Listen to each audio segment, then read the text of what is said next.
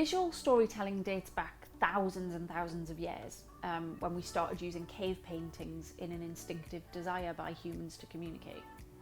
And then we moved to carving in stone, so using different tools and styles. And visual really became the first universal language, because whilst we still couldn't write words down, it was discovered that people speaking various languages were found to be carving and painting the same images. So it's no surprise that the human brain has evolved to process images infinitely quicker than text. For me, it's not about the speed at which we understand it. It's actually about the emotional impact or the connection that the viewer makes with the imagery that's important, because that's what helps to commit something to memory.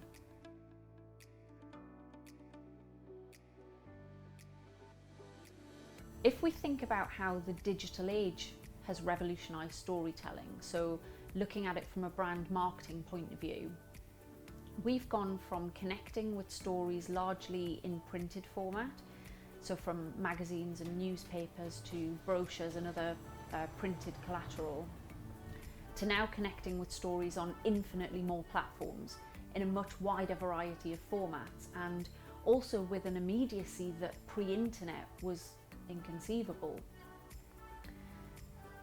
Today we've got extended storytelling platforms, from websites to social media to digital billboards to e-marketing, and these platforms, just as they give consumers a choice of where to consume content, also offer a choice of how to consume it.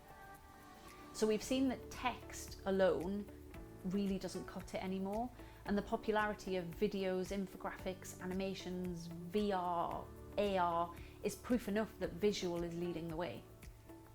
So if we think about how many communications platforms now don't include imagery, they're few and far between.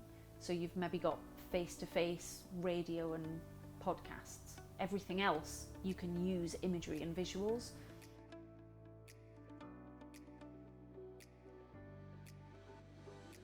Someone once asked me whether, as humans, we like visual communication because we've got less time in our busy lives, or whether we've just become lazy. And personally, I don't think it's either. I think we're naturally drawn to and naturally process information in visual form. So even better when that's coupled with engaging words as well. And as I mentioned before, the dawn of digital means that we can choose platforms and formats to suit us.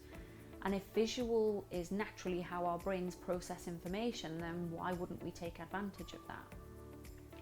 Where I have seen it go horribly wrong is when text and imagery are completely mismatched, so they're actually working against each other, because that really dilutes the impact of the content. So it's always important that the two work hand in hand.